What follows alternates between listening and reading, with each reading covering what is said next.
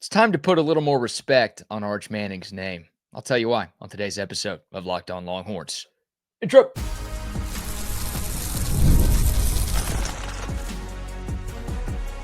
You are Locked On Longhorns, your daily podcast on the Texas Longhorns. Part of the Locked On Podcast Network, your team every day.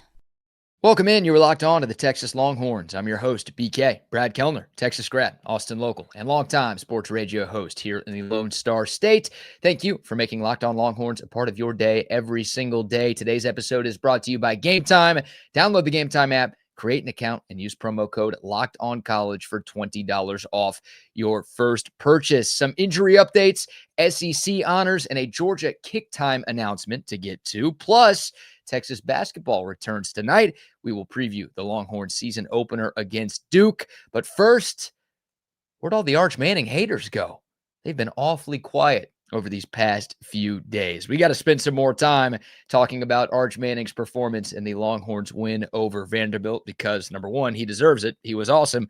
Number two, he did a few things that we haven't seen a Texas quarterback do in a long time. A friendly reminder, Arch Manning's stat line from Saturday, 25 of 33, 328 yards passing, 9.9 yards per attempt, by the way, 3 touchdowns, 0 interceptions, a QBR of 93.1. That's out of 100, 0 sacks taken. And oh yeah, he did all of that against a top 10 team 7 days after suffering a concussion. He didn't even practice all week. We weren't even sure that he was going to start until Friday night. And he came out and delivered that performance. Pretty insane. It was Arch's best performance against a Power 4 team in his young career. Remember, we're talking about a guy who's only started 11 games. His story is far from finished. He's going to have performances better than the one that we just saw a few days ago. But obviously, he was lights out and the biggest reason why the Longhorns got that win over Vandy. Let's dissect things a little bit more. I mentioned this first nugget in Saturday's postgame show. Arch Manning became the first Texas quarterback since Sam Ehlinger back in 2018 to have back-to-back games with more than 300 yards passing. That was in Sam's second year, by the way, so he didn't do that in his last 2 years. Quinn Ewers never did that in his 3 years as the Texas starter. It had been 7 years since a Longhorn signal caller had gone over 300 yards in back-to-back games. Kind of crazy, right? Well, thankfully, that drought is over. In those last 2 games against Vanderbilt, against Mississippi State, Arch Manning completing 68% of his passes. He's thrown for 678 yards, 7 total touchdowns, just 1 turnover. The interception actually hit his wide receiver, Parker Livingston, in both hands, turned into a pick. The passer rating, 166.3. Pretty damn good. What else? Well, that was the 3rd time this year that Arch has gone for over 300 yards and 3 touchdowns in a game. He's the 4th UT quarterback to reach both marks in 3 games in a single season since 1999, joining Major Applewhite, who did it in 99, Colt McCoy, who did it in 09, and Casey Thompson, who did it in 2021. So we have not seen those type of performances that often from too many Texas quarterbacks since the turn of the century. Heck, a year before the turn of the century. But wait, there's more. This one's a little bit more of a deep cut. But Saturday was the first time in 30 years that Texas had 8 different receivers with multiple catches and at least 15 receiving yards each. Arch Manning was spreading the ball like butter on Saturday. And even after his number one weapon went down, Arch Manning continued to light up the stat sheet. Ryan Wingo, it was obvious. It was clear that he was a big part of Texas's game plan. He left the game just past the midway point of the first quarter. For a lot of quarterbacks against good teams, that could have spelled trouble. Not the case with Arch Manning. He was excellent, and he was ready to go from the opening kick. Some more deep dive numbers from Saturday. Against the blitz, Arch was 15 for 18, 248 yards, 3 touchdowns, again, 0 turnovers.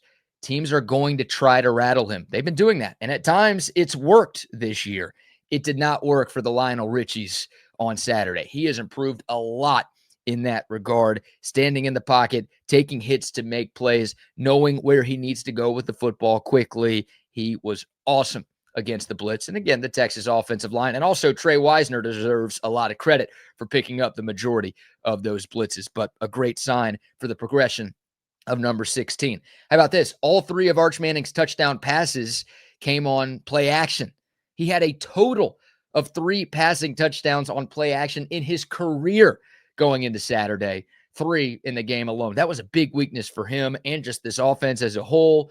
He's improved there. Hopefully the offense can continue to take steps in that regard too, because play action can be a weapon for your offense because of how it confuses the defense.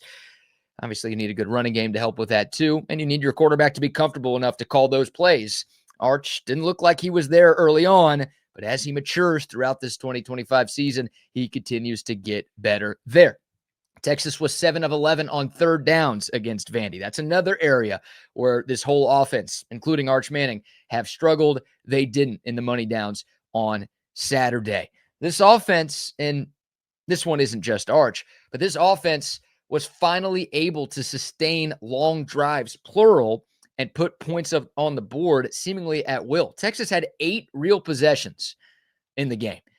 I mean, drives that didn't end with the halftime or the half reaching triple zeros on the clock.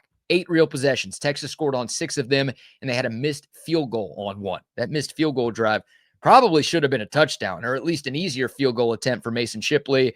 That was the one where the refs decided they weren't going to call pass interference when Emmett Mosley got tackled late in the fourth quarter on a third down. Texas had already moved the ball to the Vandy 33-yard line before that play. If the refs make the obvious call, the Longhorns are in the red zone. The way the offense was maneuvering, they're probably scoring again. Even without that, Texas scored points on 75% of their possessions. That'll work. They averaged more than 7 yards per play against a top 20 scoring defense in the nation. That will also work. Arch Manning was incredibly efficient. He was incredibly accurate. 0 turnovers, 0 turnover-worthy plays. He never put the ball in harm's way. He was hitting his intermediate throws. That's a telltale sign when he's feeling it. He was going through his progressions. Helps when he has the time to do that. Again, another tip of the cap to the big uglies up front. But Arch Manning just looked calm. He looked like he was in control, and he was on time. And once again, he was accurate. How about 97% of Arch Manning's throws were deemed catchable?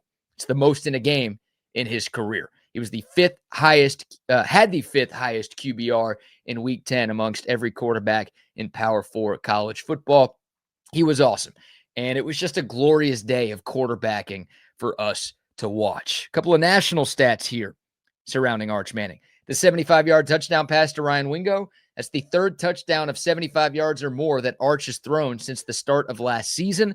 That's the 3rd most in the country. Manning now ranks 3rd in the conference and 10th nationally in points responsible for with 144. Yes, that's a real stat, not one I'm using to just fit my narrative. Arch Manning also has 18 passing touchdowns. That's 4th in the SEC, 19th in the country. Not bad numbers for the first flop in college football history. Oops, maybe we got that one wrong. The Athletic. That was 1 month ago today, by the way, where The Athletic came out and wrote that article calling Arch Manning some giant flop, saying he was the first flop in the history of college football. Pretty ridiculous. I saw that same publication tweet something on Sunday that said, "Is it time to start believing in Arch Manning and Texas again?" End quote. Hilarious, the turnaround for The Athletic in just a month's time. Anything for clicks, I guess. Got to get those clicks up. Athletic is doing horribly these days. So whatever you could try to do to get people talking about you, I guess, is what that has come to. Nice journalism there, guys. Since that flop article, by the way, heck, maybe Arch Manning needs more people talking trash, because since that came out, Arch Manning's 4-0. He's got 2 wins against top 10 teams, 8 total touchdowns, 1 interception. So keep hating, I guess. And Arch Manning even joked about it after the game on Saturday. It's like, I guess the concussion was a good thing. Maybe it was with the way he played against Vanderbilt. Fantastic stuff from QB1. And if I may, got a couple minutes left in this segment. Put together a quick graphic comparing Arch Manning's first 11 starts to some of his predecessors at Texas. If you're listening in podcast form, hello, I love you. I will try to explain this the best that I can. But for those of you watching via YouTube, got a little screen share going on. We have Arch Manning, Quinn Ewers, Sam Ellinger, and Colt McCoy. the 4 best non-Vince Young quarterbacks the Longhorns have had since the turn of the century. And you compare all of their numbers through their first 11 starts of their Longhorn careers. Arch Manning is first out of these 4 in passing yards, rushing touchdowns, and top 10 wins. He's tied for first in terms of ranked wins and overall record as the Texas quarterback. He's ahead of Sam Ehlinger and Quinn Ewers in passing yards, passing touchdowns, rushing touchdowns, record top 10 wins. Like, I show this graphic not to dunk on those other 3. That's not at all what this is about. The point of this graphic and why we're talking about this right now is to tell you that Arch Manning is on the right track. He hasn't been nearly as bad as everyone says. And if he keeps progressing the way that he has been, Texas may have something really special at quarterback for the next year and a quarter. I'm not saying he's going to turn into the next Colt McCoy, but you put their numbers side by side, Arch Manning top left, Colt McCoy bottom right in this graphic, they are not too far off. So there's time for Arch to get better. Again, only started 11 games at Texas. We've already seen the steps that he's taken in recent weeks. I think he still has a long way to go. I hope you didn't sell all of your stock in number 16. Proud of this graphic, by the way. Took some time putting that together. Let me move myself for a second so everybody can see the full numbers there. All right. You could pause the video, go back to it if you want to look at that graphic even more. But point is, Texas and Arch Manning are just fine. What say you? Do you agree with me? What's your confidence level in Arch Manning going forward? And let me know if you've found any Arch Manning haters lately. Haven't seen them these last couple of days. Wonder what happened. Maybe we need to put out an Amber Alert for them. Who knows? All right, more Longhorn football chatter. A few injury updates going into the bye week. The SEC has also honored Arch Manning. And finally, we have ourselves a kickoff time for the game against Georgia. It's all coming up next right here on Locked On Longhorns. But first, the NBA is back, and there is no better place to get in on the action than FanDuel, the official sports betting partner of the NBA. Even if you miss the start of a game, or if you just want to ride the hot hand during a game, FanDuel lets you do that because they have live bets on everything for who's going to score the next basket to fourth quarter comebacks. Plus, you can even combine your live bets into same-game parlays for a shot at even bigger payouts. FanDuel keeps every NBA game more exciting, especially when your favorite team is making that late push or your favorite player is on a heater. And how about this offer? Right now, FanDuel is giving new customers $300 in bonus bets when your first $5 bet wins. It's that simple. Make an account, put $5 down. If your bet wins, boom, $300 in bonus bets just like that. So head to FanDuel.com to sign up and play your game with FanDuel, the official sports betting partner of the NBA. All right, welcome back to Locked On Longhorns, your team every day. We will begin segment 2 with a few injury updates regarding some key Longhorns that either got hurt against Vanderbilt or didn't suit up at all this past Saturday. Starting with Ryan Wingo, not a ton of mystery with what the injury was. We all saw that ABC shot of Wingo's clearly dislocated thumb as he was jogging off the field midway through the first quarter. Steve Sarkisian did confirm that at his press conference yesterday. It is, in fact, a dislocated thumb. A quote from Sark, he said, quote, "I'm going to limit him, probably. I don't know how much he's really going to practice this week. Quite frankly, I just want him to get as healthy as we can get him. We don't think he's going to miss time, but I don't think he'll be 100% either," end quote. So some good news, some bad news there. Obviously, the good news, we don't think he's going to miss time. That's great. Bad news, I don't think he'll be 100% either. Based on that, it sounds like Ryan Wingo isn't going to do anything this week. And they'll start to ramp him back up next week with the expectation that he will be ready to roll next Saturday in Athens. Sucks that he's not going to be 100%. He's been a huge difference maker for this offense lately. Last 5 quarters for Wingo, 7 catches, 273 yards, and a touchdown. That's 39 yards per reception for those trying to do some math here on a Tuesday.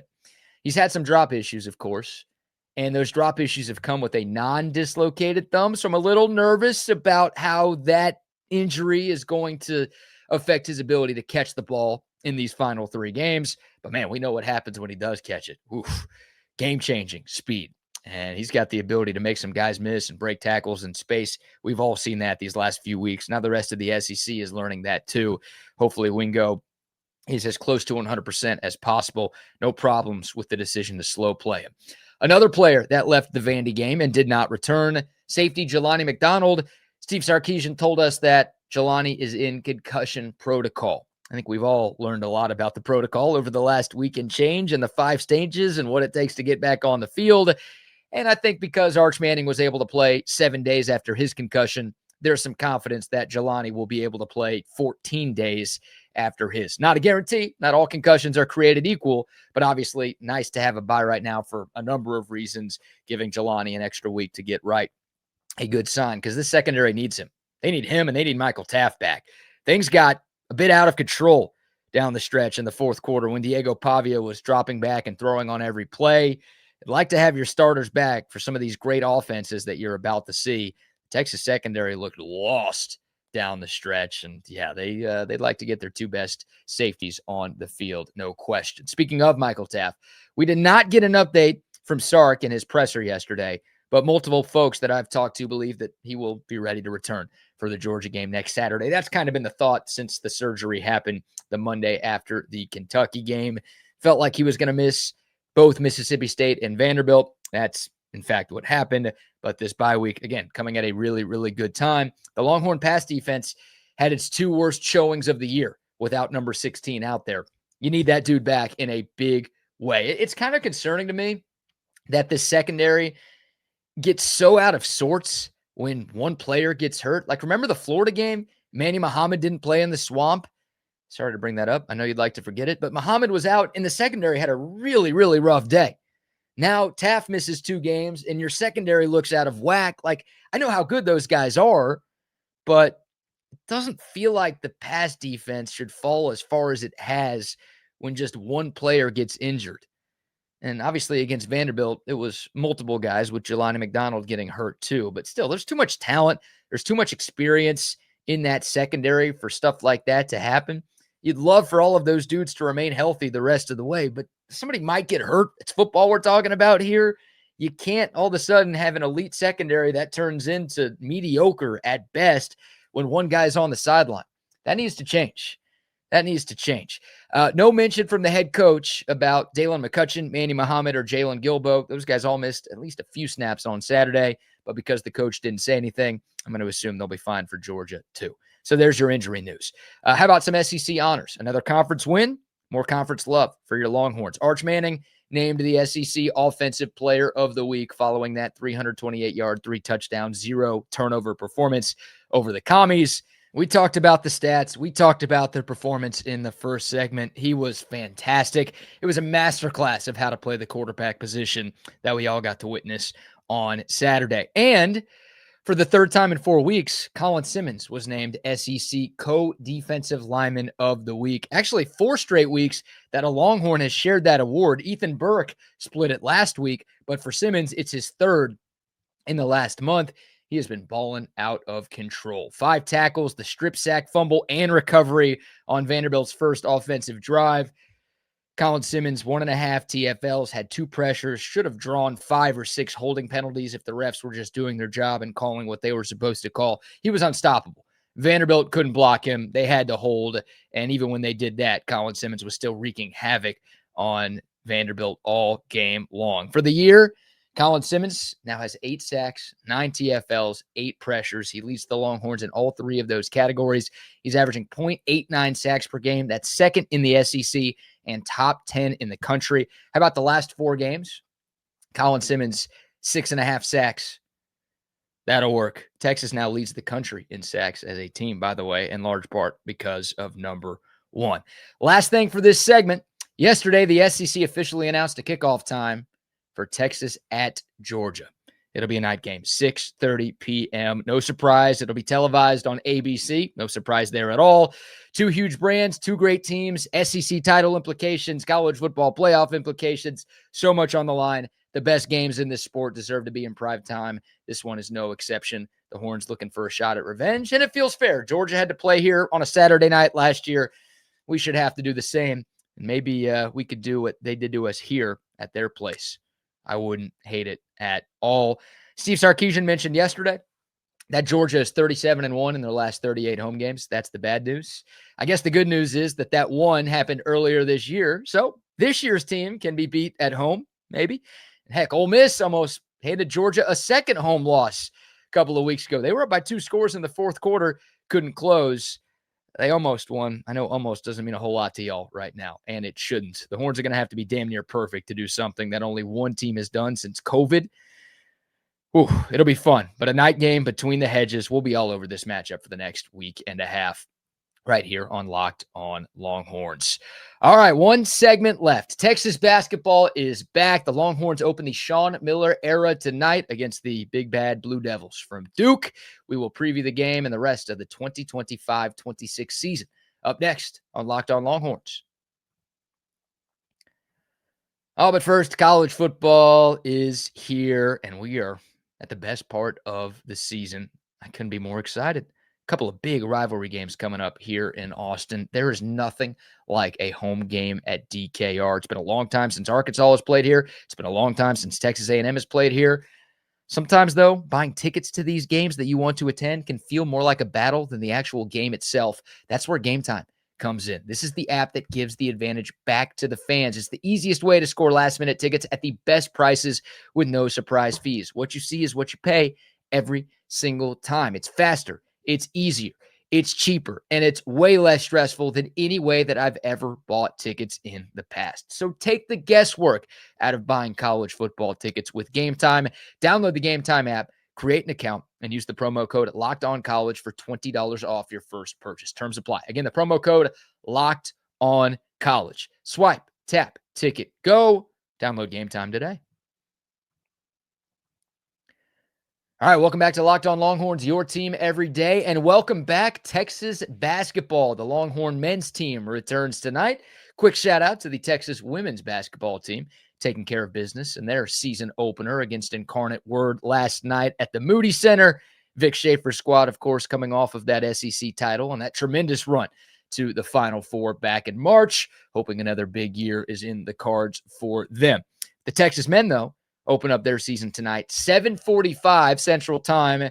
The Longhorns will be taking on 6th-ranked Duke in the Dick Vitale Invitational in what's being touted as a neutral site game. It's in Charlotte, North Carolina. Charlotte is 2 hours away from Durham, where Duke is located. Charlotte is 18 and a half hours away from Austin. Not quite neutral, NCAA, but hey, say whatever you want. It'll be cool. Dickie V will be on the call tonight. Always a treat to hear the legend calling a Horns game. And obviously, this is quite the test for the Longhorns going up against a Duke team that made it all the way to the Final Four last year.